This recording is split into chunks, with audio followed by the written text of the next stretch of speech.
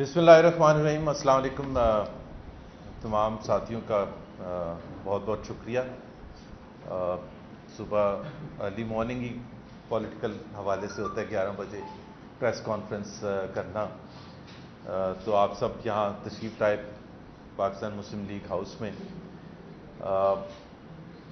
آپ کو پتہ ہے معیشت کے حوالے سے ظاہر سی بات ہے پاکستان کے جو 22 کروڑ عوام ہیں ان کے لیے سب سے زیادہ جو اہمیت کی چیز ہے وہ معیشت ہے، مہنگائی ہے، بے روزگاری ہے، غربت ہے، اور کہاں پاکستان جا رہا ہے پچھلے پونے 3 سال میں، خاص طور پر جب سے پی ٹی آئی کی حکومت آئی ہے۔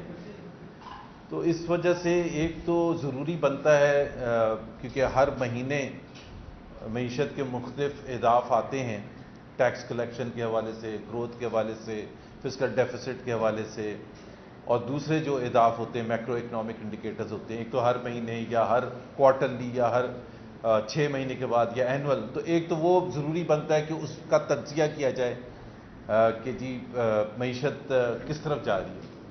اور ایک اس لیے ضروری بنتا ہے اپوزیشن کے لیے، پاکستان مسلم لیگ نواز کے لیے، کیونکہ ہمارے جو حکومت ہے اس میں جو منسٹرز ہیں بشمول پرائم منسٹر صاحب کے، وہ کئی دفعہ ایسی باتیں کرتے ہیں کہ ہنسی بھی آتی ہے کہ عوام کی حالت دیکھیں تو وہ ایک طرف ہے، اور جو وہ بیٹھ کے بڑے بڑے محلوں میں اور دفتروں میں کلیم کر رہے ہیں اور ٹویٹس کر رہے ہیں وہ بالکل مختلف ایک صورتحال۔ ایسے نہیں لگتا کہ وہ پاکستان کے بارے میں بات کر رہے ہیں۔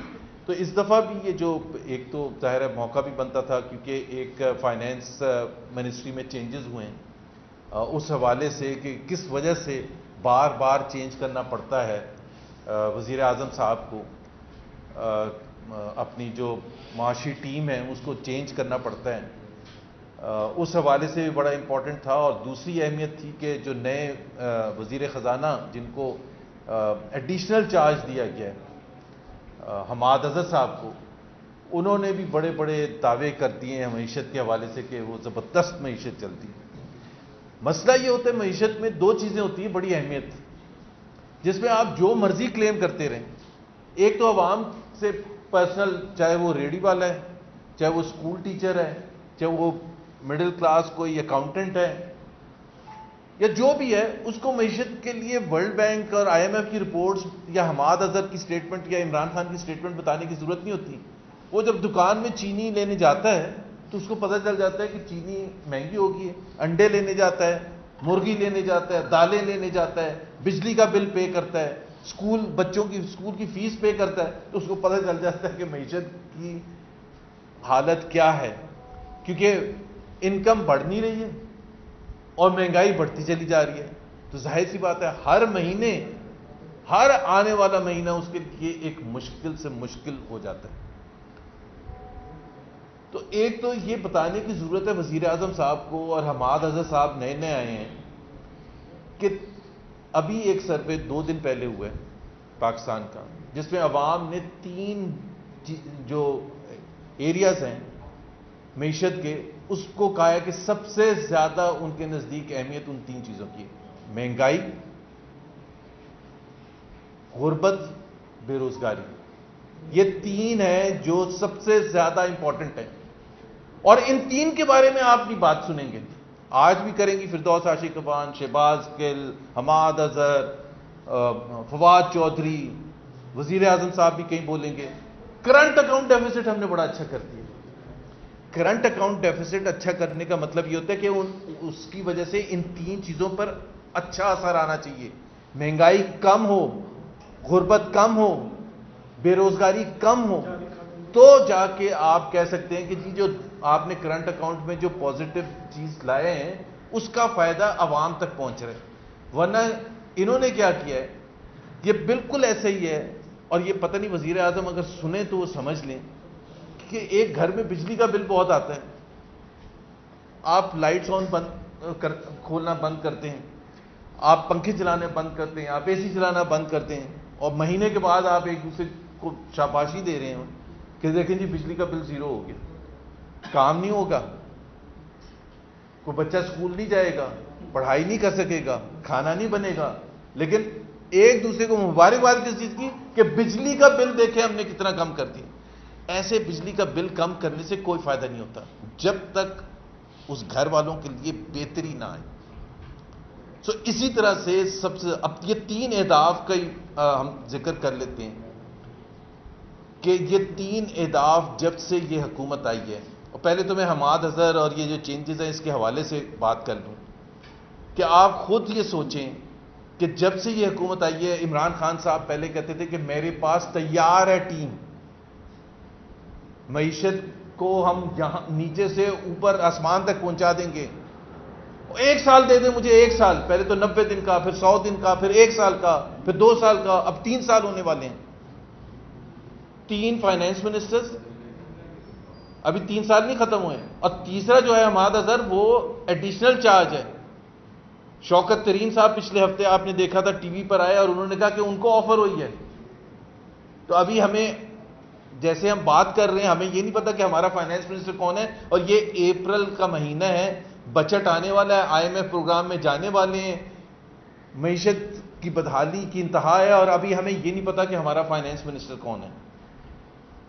4 فائنانس سیکرٹری چینج ہو چکے ہیں، 5 FBR چیئرمین چینج ہو چکے ہیں، 4 board of investment chairman change ہو چکے ہیں. یہ معیشت کی ٹیم ہے، وہ جو تیار تھی 2018 سے پہلے. پتا کسی نے سوچا تھا کہ جب عمران خان صاحب 2018 سے پہلے کہہ رہے تھے کہ میں بہترین ٹیم لاؤں گا جیسی اس قوم نے نہیں دیکھی ہے، اس کی معیشت کے انچارج حفیظ شیخ ہوں گے یا حماد اظہر ہوں گے.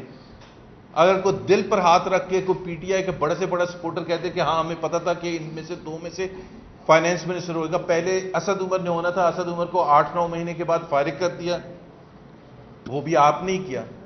حفیظ شیخ صاحب کو فارغ کیا تو شبلی فراز جو سپوکس پرسن ہے حکومت کے، انہوں نے کہا کہ یہ مہنگائی کو کنٹرول نہیں کر سکے تھے. بھائی ہم بھی تو 3 سال سے یہی کہہ رہے تھے کہ سب سے بڑا جو ایشو ہوتا ہے پاکستان کے عوام کے لیے، 22 کروڑ عوام کے لیے، وہ مہنگائی ہوتا ہے. اور آپ نے بڑے آرام سے 3.25 سال کے بعد فائنانس منسٹر کو فارغ کیا اور کہا کہ جی وہ مہنگائی پر نہیں کنٹرول کر سکے تھے.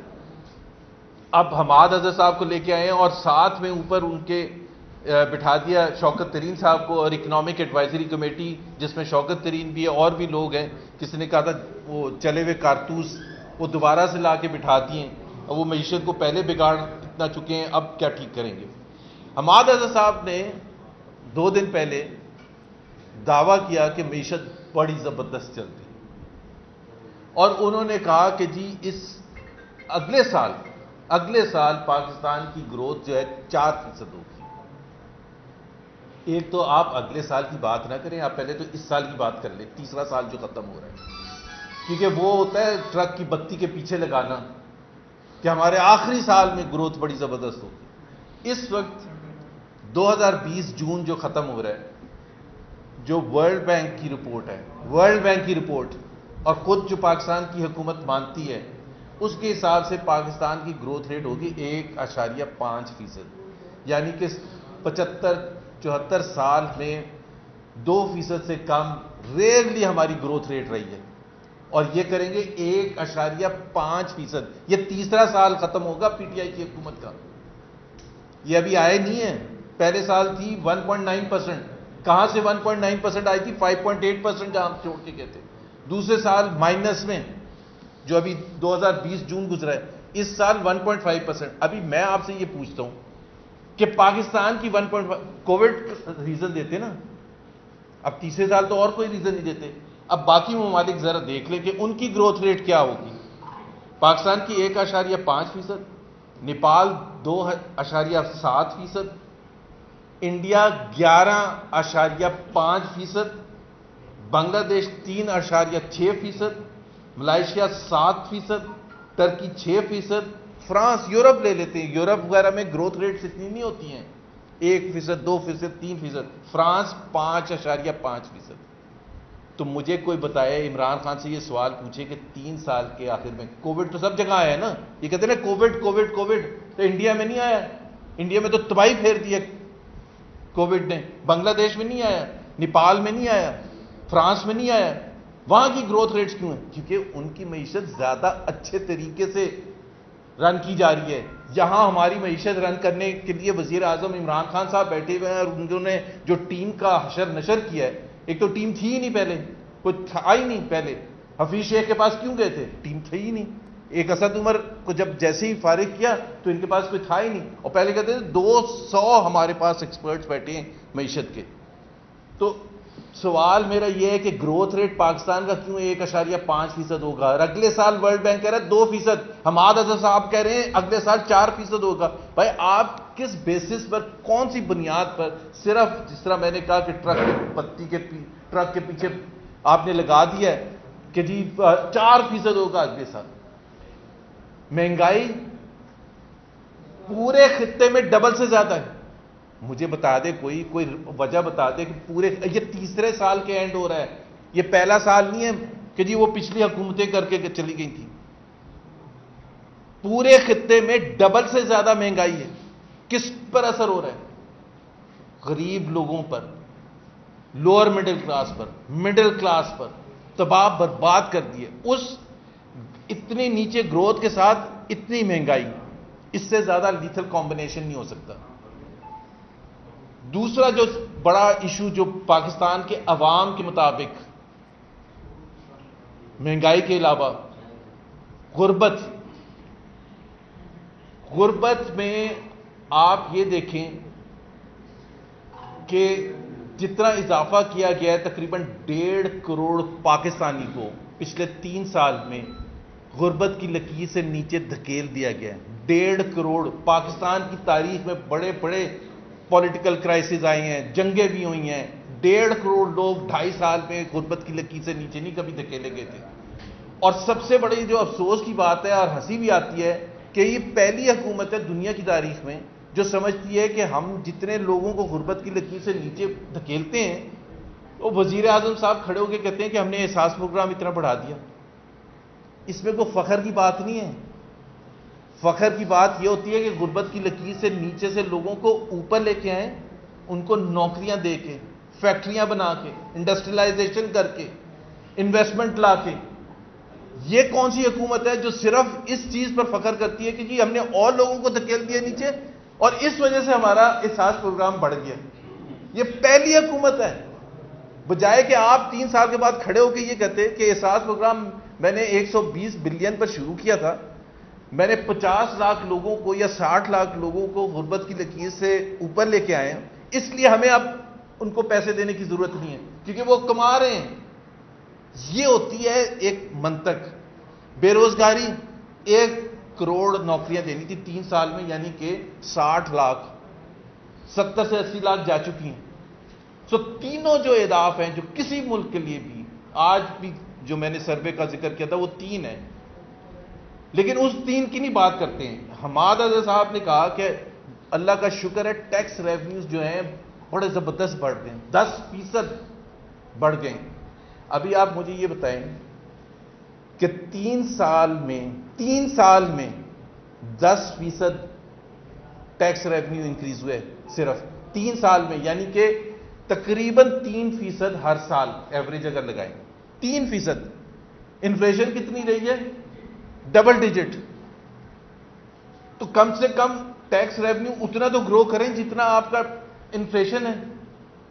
اب آپ کمپیئر کر لیں 3% ایوریج 3 سال پر، اور پی ایم ایل این کے جو 5 سال تھے اس میں سے 4 سال میں 20% گروتھ تھی. ریونیو گروتھ 20%، سب سے کم تھی 13%، اور انفلیشن کتنا تھا؟ 4%.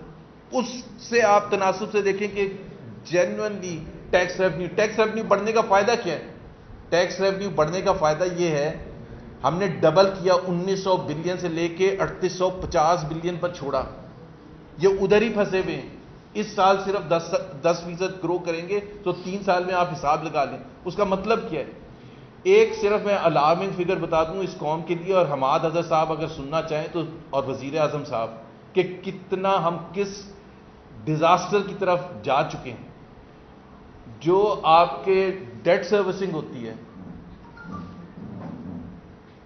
جتنا آپ کا ٹیکس ریونیو کلیکٹ ہوتا ہے اس کی تناسب سے جس کو آپ کہتے ہیں debt servicing to F B R revenue 39%، 39% تھا 2018 میں، یعنی کہ جتنا ٹیکس ریونیو آتا تھا اس کا 39% جو تھا وہ قرضوں میں چلا جاتا تھا، انٹرسٹ پہ۔ اس سال وہ 80% ہوگا، ڈبل سے زیادہ کر دیا صرف 3 سال میں۔ ابھی آپ بتائیں کہ یہ کیا معیشت سسٹینیبل ہے؟ اور یہ ٹرینڈ ہوتا ہے، پچھلے سال 74% تھا، اس سال تقریباً 80% ہوگا، یعنی کہ جو بھی F P R revenue collect کرے گا 80%، صرف کس وجہ سے؟ جو شوکت ترین نے بھی کہا تھا 1500 ارب روپے تو ایڈ کر دیا انٹرسٹ میں۔ کیوں ایڈ کر دیا؟ اپنی غلط پالیسیز کی وجہ سے۔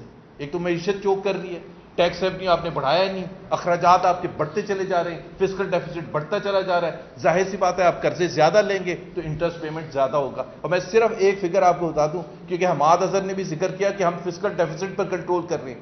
پاکستان کی تاریخ میں یہ واحد 3 سال ہیں، 2019، 2020 اور 2021، جس میں fiscal deficit percentage of G D P کے حساب سے 8% سے اوپر رہا ہے، پہلی دفعہ پاکستان کی تاریخ میں۔ اماؤنٹ جو میرا خیال ہے وزیر اعظم زیادہ اچھی طرح سمجھ لیں گے، اور جو کہتے ہیں نا کہ قرضے کیسے ہوتے ہیں، پہلے 3 سال میں پی ایم ایل این کی حکومت میں 4200 بلین روپے کا فسکل ڈیفیسٹ تھا، یعنی کہ جو اخراجات تھے اور جو انکم تھی، ایف پی آر کا ریونیو تھا، اس میں جو ڈفرنس تھا وہ 4200 بلین تھا۔ یہ facts and figures state bank of Pakistan اور منسٹری آف فائنانس کی ہیں، ہماری اپنی نہیں ہے۔ 4200 3 سال میں، انہوں نے 3 سال میں کتنا کریں گے؟ 10,700 ارب۔ 10,700 ارب آپ کہاں سے پورا کریں گے؟ قرضے ہی لیں گے نا۔ 10,700 ارب کمپیئر کریں 4,200 ارب سے، تو بیڑا غرق کر دیا ہے۔ شوکت ترین نے بھی ایگزیکٹ جو الفاظ استعمال کیے تھے کہ حکومت نے اچھا اپنی پالیسی، پہلے آپ نے انٹرسٹ ریٹس ڈبل سے زیادہ کر دیے، پھر کہتے ہیں قرضے اس وجہ سے بڑھ گئے کہ انٹرسٹ ریٹ بڑھا دیا۔ بھائی یہ تو آپ ہی کا فیصلہ تھا نا، غلط فیصلے آپ کریں اور بوجھ اٹھانا پڑے پاکستانی قوم کو۔ پاکستانی قوم پس گئی اس کی وجہ سے۔ ابھی جتنا بھی میں نے آپ کو بتایا 80% ایف بی آر کا ریونیو صرف انٹرسٹ سروسنگ میں جا رہا ہے، تو آپ ہر چیز کے لیے، اور ڈیفنس کو آپ ملا لیں تو آپ 100% سے اوپر چلا جاتا ہے، اور پھر ہر چیز کے لیے آج سے میرا خیال ہے 2 سال بعد 2023 تک اگر یہ حکومت چلی تو 100% جتنا ایف بی آر کا ریونیو ہوگا اتنا انٹرسٹ پیمنٹ ہوگی۔ تو اس کا مطلب یہ ہے کہ ہر چیز کے لیے باشمول ڈیفنس، باشمول صوبوں کو جو 60% دینا پڑتا ہے ایف بی آر ریونیو کا، ہر چیز کے لیے آپ قرضہ لیں گے۔ تو اگر سب سے زیادہ جو اہمیت ہوتی ہے معیشت میں ہوتی ہے ٹرینڈز کی، کہ آپ کے ٹرینڈز کس طرف جا رہے ہیں، کہ کیا وہ نیگیٹو جا رہے ہیں یا پازیٹو جا رہے ہیں۔ سلولی اگر آپ پازیٹیوٹی کی طرف لے کے جائیں گے کہ جی گروتھ ریٹ آہستہ آہستہ بڑھے گی، آپ نے 5.8% سے 1.9% پر آگے، آپ کوئی وجہ بتا دیں، اس کا تو کووڈ بھی نہیں تھا۔ اور ہماری کیوں سب سے کم ہے 3 سال کے بعد؟ بنگلہ دیش کی ہمارے سے زیادہ کیوں ہے؟ سری لنکا کی ہمارے سے زیادہ کیوں ہے؟ نیپال کی ہمارے سے زیادہ کیوں ہے؟ ہندوستان کی ہمارے سے زیادہ کیوں ہے؟ ملائیشیا، ٹرکی، مطلب کوئی ریزن ہوتا ہے سوائے اس کے کہ شرمندگی ہو کہ جی ہم نکمے ہیں، ہماری حکومت نکمی ہے، اس کی سمجھ بوجھ نہیں ہے، اس کے پاس ٹیم نہیں ہے۔ تو ایک تو یہ حماد اظہر صاحب کے لیے مشورہ یہ ہے کہ اس میں جس طرح میں نے کہا نا کہ 2 چیزیں ہوتی ہیں، آپ کی ٹویٹس کرنے سے اور آپ کی پریس کانفرنس کرنے سے اور یہ کہنا کہ جی معیشت بہتری کی طرف جا رہی ہے، بہتری کی طرف آپ عام عوام سے جا کے پوچھ لیں، آپ میکرو اکنامک انڈیکیٹرز دیکھ لیں، آپ ورلڈ بینک کی رپورٹ دیکھ لیں، آپ آئی ایم ایف کی رپورٹ دیکھ لیں اور کمپیئر کر لیں پاکستان کو اس 3 سال کو پچھلے اعتبار سے، پی ایم ایل این کے اعتبار سے، ہر حوالے سے، مہنگائی کے حوالے سے، غربت کے حوالے سے۔ پتہ ہم پہلے دن آ کے مہنگائی کم ہونی شروع ہو گئی، غربت کم ہونی شروع ہو گئی، بے روزگاری کم ہونی شروع ہو گئی۔ ان کے 3 سال میں مہنگائی اوپر، بے روزگاری اوپر اور غربت اوپر، اور جو چیزیں اوپر جانی تھی گروتھ ریٹ وہ نیچے۔ پاکستان کی تاریخ میں سن 47 سے لے کے پہلی دفعہ پچھلے سال نیگیٹو گروتھ ہوئی۔ پاکستان میں کیا کیا کرائسس نہیں آئے، ایسٹ پاکستان الگ ہو گیا، سول وار ہو گئی، 3 جنگیں ہو گئیں، حکومتیں چینج ہو گئیں، بڑے بڑے یہاں سیلاب آ گیا، تباہ حالی آ گئی، لیکن مائنس میں کبھی نہیں گئی تھی. جو میں کہہ رہا تھا نا ٹرینڈ، تو اگر آپ ہماری حکومت جب آئی تھی 2013 میں تو 3% سے کم تھا گروتھ ریٹ. پہلے سال 4% سے اوپر آ گیا، پھر 4.2%، 4.5%، پھر 5%، پھر 5.8%. اسی طرح سے مہنگائی جہاں ہم چھوڑ کے گئے 3% سے کم. اب یہ ایک ماحول ہے جس میں پاکستانی عوام نے فیصلہ کرنا ہے کہ کیا جو حکومت ہے، کیا اس میں 3 سال کیا کم عرصہ ہوتا ہے جس کو ٹیسٹ کرنے کے لیے کبھی یہ ریزن فیلئر کا، کبھی دوسرا ریزن فیلئر کا، کبھی کرونا فیلئر کا آ جاتا ہے، کبھی کہتے ہیں کہ جی مجھے تو ٹیم بھی نہیں اچھی ملی، مجھے تو بیوروکریسی بھی نہیں اچھی ملی. ابھی سال سے زیادہ ہو گیا چینی کا کرائسس ہے، سال سے زیادہ. کرائسس کیا ہے پاکستانی عوام کے لیے؟ کرائسس کیا ہے چینی کا؟ مہنگی ملتی ہے. بس 55 روپے کی چھوڑ کے گئے تھے، 110 115 تک پہنچ گئی، کمیشن بن گیا ہے، انویسٹیگیشن ہو گئی، FIR کٹ گئی. شام کو یہ نہیں چیک کرتے ہیں شہزاد اکبر صاحب جا کے کہ چینی کی قیمت کتنی ہے، لیکن یہ آگے ضرور بتاتے ہیں کہ آج ہم نے 3 اور FIR کاٹ دی. ابھی کوئی اس معصوم پاکستانی کا کوئی انٹرسٹ ہے جس کو 110 115 روپے کی چینی مل رہی ہے، جس کو دالیں اتنی مہنگی ملتی ہیں، جس کو آٹا اتنا مہنگا مل رہا ہے؟ اور یہ مہنگا کیوں ہے؟ سکیمز ہیں، پیسے بنائے جا رہے ہیں، دبا کے پیسے بنائے جا رہے ہیں، اور ان کے اپنے ناک کے نیچے پیسے بنائے جا رہے ہیں. ندیم بابر کو ہم چیخے مار مار کے تھک گئے کہ جی کنفلکٹ آف انٹرسٹ ہے، وہ پیسے بنا رہے ہیں. 3 سال اس کو بلینز اینڈ بلینز بنانے دیے اور اس کے بعد اس کو کہا کہ آپ فارغ ہیں. تو اس کا کوئی حساب کتاب ہے؟ وہ کیانی صاحب جو ہیں، کیا نام ہے، جو پہلے ہیلتھ منسٹر تھے، دوائیوں کا سکینڈل ہوا، عامر کیانی صاحب، ان کو سیکرٹری جنرل بنا دیا پارٹی کا. بتا آپ عہدہ دیکھیں، بتا ان کی پروموشن ہو گئی.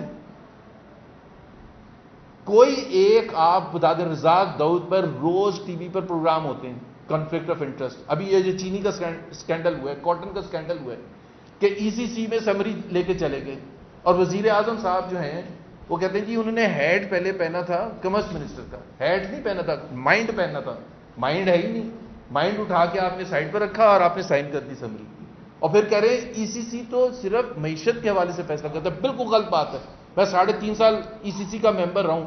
آپ خود سوچیں کہ اتنی پاورفل باڈی ہو جو چیئر کر رہا ہے فائنانس منسٹر، جس میں سارے اکانومی ریلیٹڈ فیڈرل منسٹرز ہوں، governor state bank who, SCGP chairman who, board of investment کے چیئرمین ہوں، سیکٹریز ہوں سارے، تو وہ امپلیکیشنز نہیں ڈسکس کرتے کہ جی کیا ہم، پاکستان نے تو ٹریڈ بند کی بھی انڈیا کے ساتھ. اتنا بڑا فیصلہ جو ہم کرنے جا رہے ہیں اس میں منسٹری آف فارن افیئرز یا آپ کی منسٹری آف دوسری جو ڈیفنس آرگنائزیشنز ہیں ان کا انپٹ لے لیا، نیشنل سیکیورٹی کا انپٹ لے لیا. وہ نہیں انپٹ لیا.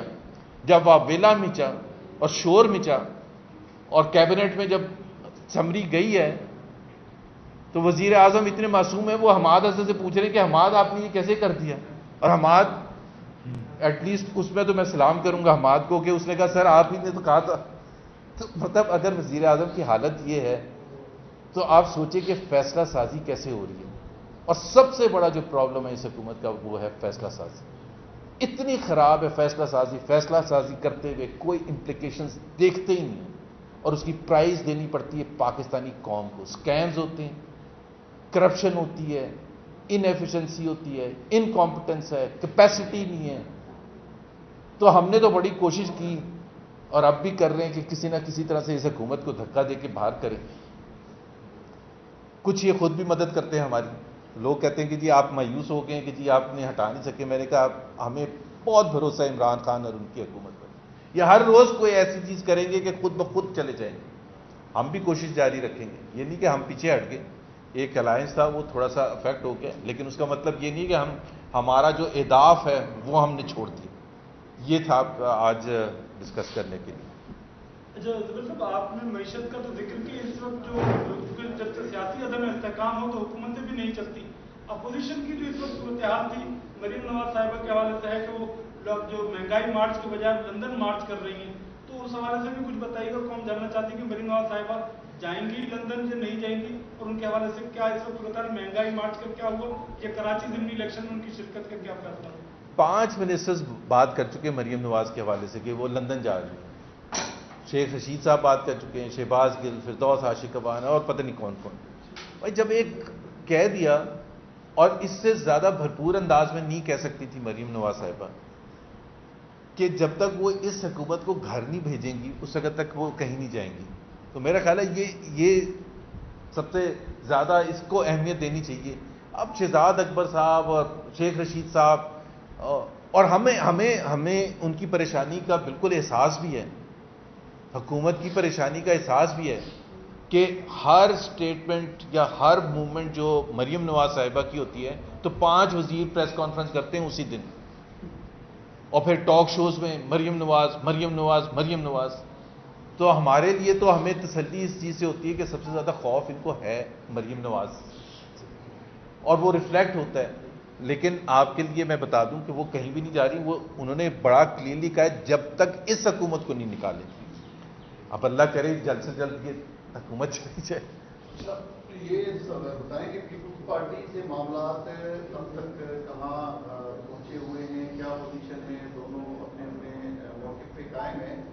अब पीपुल्स पार्टी भी कोई चार्जशीट तैयार कर रही है आपके खिलाफ, उनका खासतौर पर ये कहना है कि भाई पंजाब में जो सेनेटर नून लीग ने पीटीआई से बिल्डर सेलेक्ट करवाए तो वो भी तो पीडीएम जमातों से नहीं पूछा, और भी इस तरह की कई बातें। एक तो वो पंजाब के हवाले से मैं क्लैरिफाई कर दूं कि सेनेट के इलेक्शन से पहले, उसके दौरान, उसके बाद आपको पता है जो सबसे ज्यादा बात हो रही थी सेनेट के इलेक्शन के हवाले से वो थी पैसों के हवाले से, पैसे की लेन देन, करोड़ों रुपए लेन देन हो रही है एक एक सीट पर। वजीर आजम साहब ने खुद कहा कि जी 50 से 70 करोड़ रेट चल रहा है बलूचिस्तान में एक सेनेट की सीट का।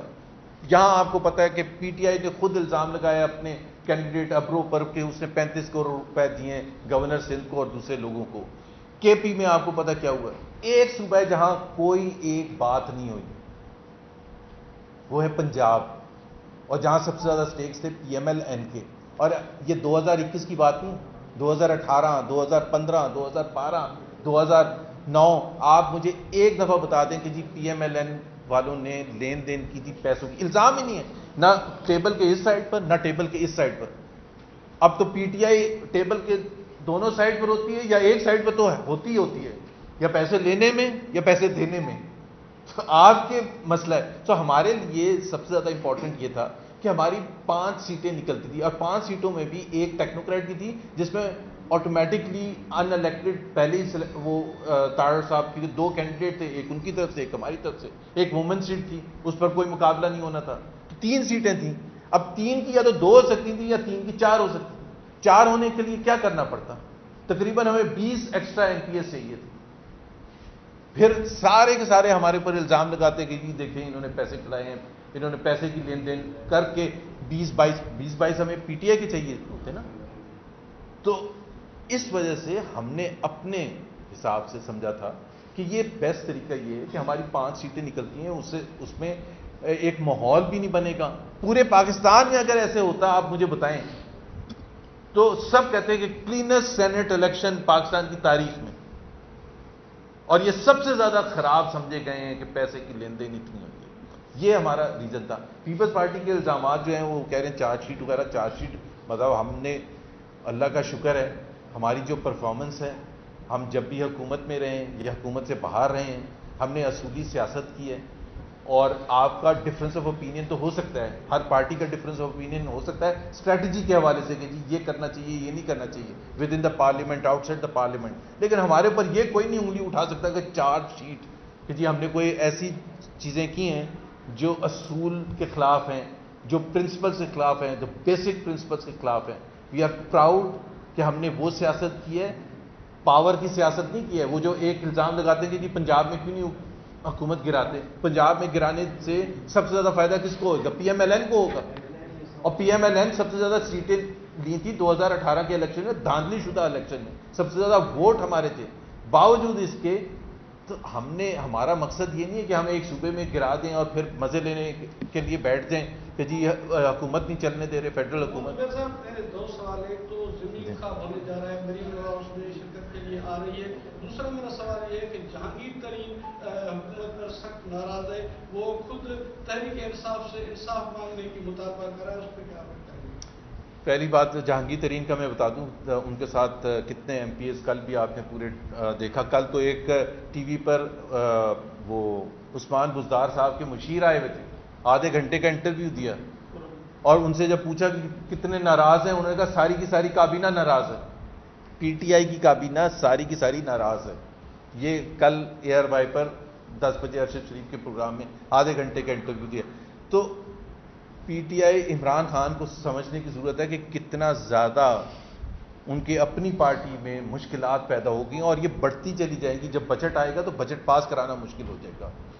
مریم نواز صاحبہ کا آپ نے پوچھا کہ جی وہ NA 249 میں انشاءاللہ تعالیٰ ضرور آئیں گی, کیمپین کریں گی. وہ سب سے بڑا ہمارا وہ امپورٹنٹ ظاہر ہے کیمپین لیڈ کریں گی.